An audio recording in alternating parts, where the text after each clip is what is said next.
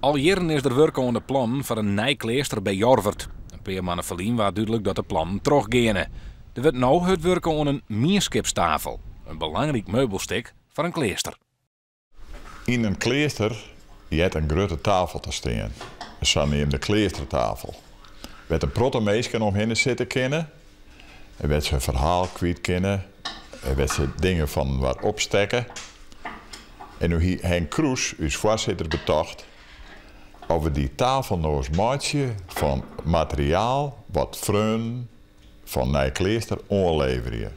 Meubelmakker Hendrik Wester is ermee aan de slag gegaan. Ik denk, ja, hoe krijg je geen geheel van? Dan begin je met het ding. Ik denk, dan mag ik één grote glasplaat hebben. Daar begin je het al op te bouwen. Dan krijg je een geheel van al die 50 dingen.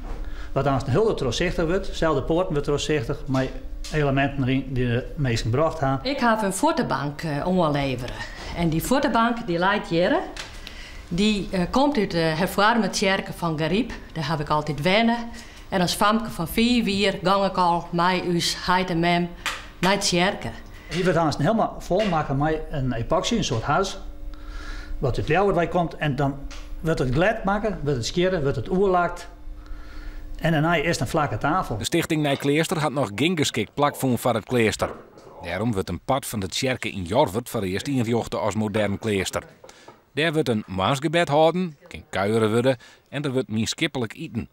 Nevens de initiatiefnemers spreekt de Nije Kloostergemeente in de omjouwing van Beers, Jellem, Jorvert en Weidem een soort mensen aan.